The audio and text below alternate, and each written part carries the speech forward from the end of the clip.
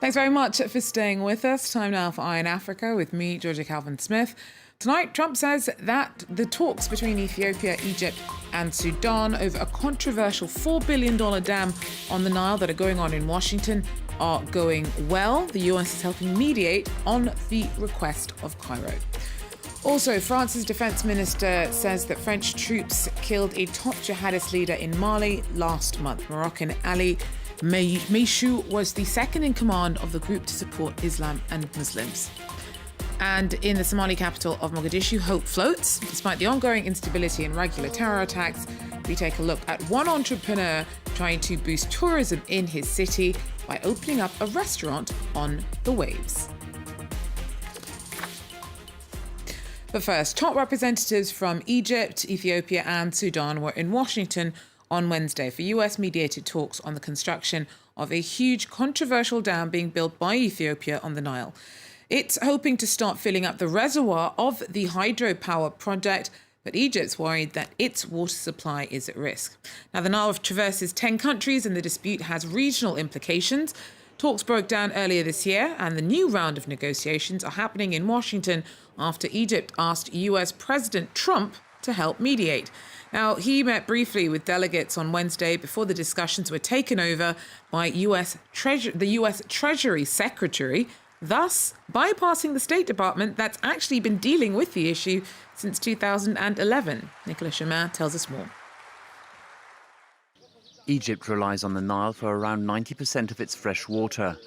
The country is worried that the giant Renaissance dam that Ethiopia is building will affect the flow of the longest river in the world. Ethiopia has yet to fill the reservoir behind its dam, and already Egypt is short of water. There is very little Nile water. Sometimes there's a bit more in winter because the land doesn't need a lot of water then. But in summer, we don't get any.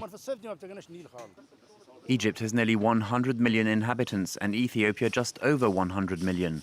They are the second and third most populous countries in Africa behind Nigeria.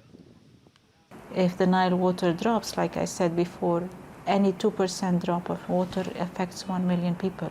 So it's really the more impoverished categories and the farmers, I think, that will be affected most. The $4 billion Renaissance Dam was announced in 2011. Ethiopia hopes to start filling the reservoir next year. The Ethiopian government accuses Egypt of wanting to maintain a colonial-era grip over the Nile's waters. Cairo currently bases its share of the river's waters on a 1959 deal that gave it 55 billion cubic meters water annually and Sudan 18 billion. But Ethiopia was not party to the agreement and does not recognize it. One of the main sticking points is the rate at which Ethiopia will draw water out of the Nile to fill the dam's reservoir. Addis Ababa says Cairo's requirement of a guaranteed 40 billion cubic meters water is unrealistic. Well, Ethiopia said that nothing will stop the dam from going forward, and the water war with Egypt has in the past sparked some pretty heated words. Talks of physical conflict has receded, but the stakes remain high. Will Davison from the International Crisis Group tells us more. Ethiopia wants a new water allocation agreement that distributes the Nile waters equitably between all states. Egypt has a concept of its historic rights to the Nile, and that's key to this dispute. That's the sort of overarching disagreement between the two countries. Much more specifically, relating to this dam, is the issue of how quickly Ethiopia fills the dam in the initial period, and then what the arrangements are for the actual operation of the dam. And the key issue there is timing and water releases. So how much water is Ethiopia going to release each year to Egypt, and therefore over how many years, how gradually is Ethiopia willing to fill this dam? And that's the sort of the much more specific point of disagreement between the two countries. We can see that conflict is a potential ultimate eventuality, and we know that it's a national security issue and taken very seriously by both sides. That led to this belligerent rhetoric we've seen in the past, but perhaps that's mostly for domestic consumption. It's not clear how it would be in Egypt's interest to worsen diplomatic relations, especially to the extent of actually going to war over this, because it's very much in Egypt's interest to strike an agreement on the dam so that they can be assured of their water supplies. William Davison there from the International Crisis Group speaking to me. Well, in other news, at least 37 people have been killed and more than 60 wounded in an attack on a mining convoy in eastern Burkina Faso. 5 buses escorted by the military were reportedly about 40 kilometres from the Bungu gold mine operated by Canadian business Semafo when they were ambushed. We'll bring you more details on that as they come in. Well, police in Zimbabwe stopped government workers from marching, demanding better pay in Harare on Wednesday. The rallies were the latest in a wave of strikes and protests against the difficulties faced by state employees trying to make ends meet as their wages are hit by inflation. On Tuesday, 77 doctors were fired for having been on strike for more than 60 days. The country is facing its worst economic crisis in more than a decade. The government says that it can't afford civil servants' demands. Meanwhile, demonstrators say that they're growing increasingly desperate. As teachers, imagine you can't even pay for the school fees of your own children for this at the institution that you are teaching, which is just a mockery. So we have got a number of issues which are affecting us. The teachers can't even, the generality of workers can't even afford to get transport to go to their workplaces. We need a restoration of the value of our salaries to the pre-October 2018 position where the lowest paid civil servant was earning $475. Well, the Defence Ministry here in Paris has said that French troops killed a top jihadist leader in Mali last month. Moroccan Ali Meishou was the second in command of the group to support Islam and Muslims. Wasim Kone has the details. He was one of the top jihadist leaders in Western Africa and the mastermind behind several deadly attacks in the region. Ali Meishou of the Group to Support Islam and Muslims, or GSIM, was killed by French troops in Mali last month near Timbuktu. The news was broken by French Defense Minister Florence Parly as she returned from an official visit to the region. On October 9th, France killed the GSIM's second-in-command in the Sahel. Ali Meishou, a religious leader, recruiter, and the mastermind behind several large-scale attacks, was a hate-monger.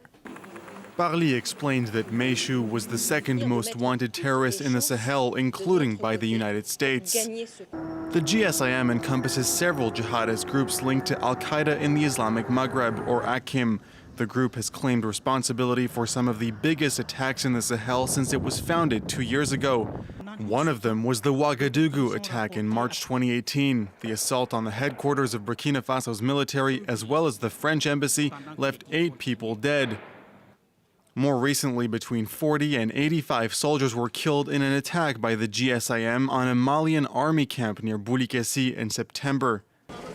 Mali's army has been struggling to contain the jihadist uprising, despite help from France as well as African neighbors. France has deployed 4,500 men in the region as part of its Barkhane force, but it has struggled to convince European partners to take part in the operation.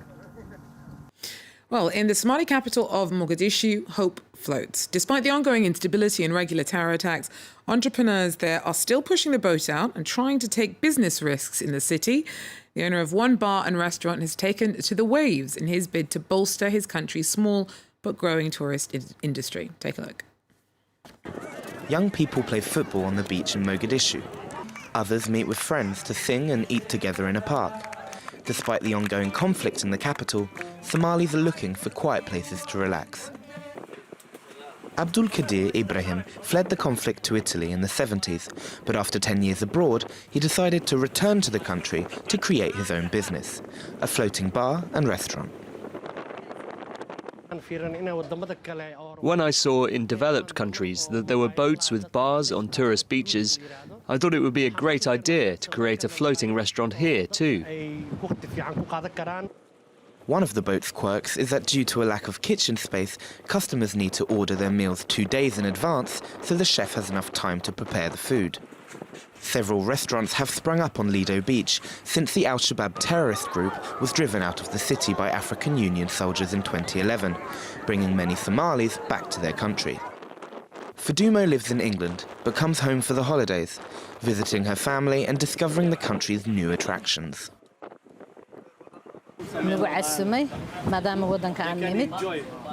It's a great place. And we see the country is growing.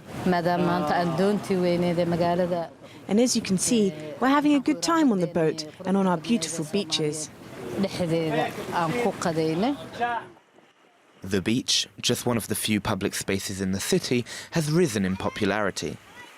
But this has also made it a target for the al-Shabaab militants who continue to hit the capital regularly. In 2016, an attack on a waterfront restaurant left 19 dead.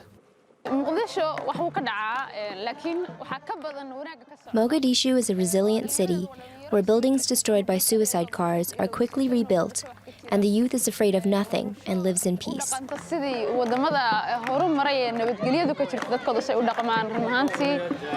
Despite tensions, many businesses are emerging in the Somali capital, created by local traders or members of the diaspora. The country is slowly trying to change its image, and it is making inroads. In recent years, many foreign airlines have started to offer flights to Somalia. Well, that's it for Eye on Africa for now. Thanks for joining us, and do so again. Take care.